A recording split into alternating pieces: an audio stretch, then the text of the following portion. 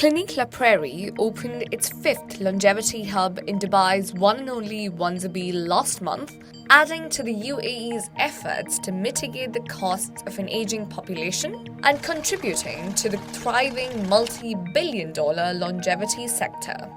While the age distribution in the GCC is relatively young compared to developed nations, the elderly will comprise 18.5% of the population by 2025, up from 14.2% in 2020. So, having a healthier aging population would also have its economic implications.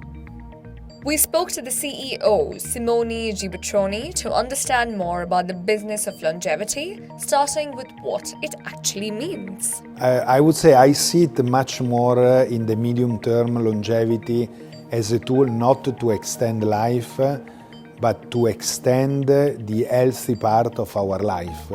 Let's not forget that statistics are telling us that we spend, unfortunately, many years before we die into a sick condition. You can have two types of impact. You can have people living longer and sick, and this of course is going to be very bad, or you can have the benefit of having people living longer in an healthy situation, being able to continue to be active and consume and produce. So that's why it's so important what we were talking about, not only looking at the lifespan, but looking at the health span. There are also plans to open a $300 million facility within the premises of one of Saudi's giga-projects next year. Saudi, we have a project which is going to open next year. We have a big health resort. It's going to be the biggest health resort ever done. It's a big investment, still very focused on a very personalized service because we're going to have only 50 rooms, so very similar to Montreux. But I think really what we're going to do in Amaala is going to be the Amaala project. Is going to be the most complete longevity project ever done in this field. Now, the yearly membership fee for Clinique La Prairie's longevity hub in Dubai, complete with 29 treatment rooms, movement studios, and some of the latest technologies, curating therapies like neuro-wave stimulation and cryotherapy, is only 99,000 dirhams.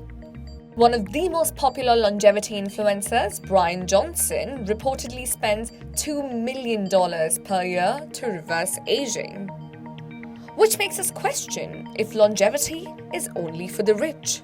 The treatment that we do could be considered as expensive, but in a more general way, even in the longevity field, it's happening what is happening in all the other fields. There are, at the beginning, the technologies which are very expensive, and then the more they develop, the more they become available for everybody.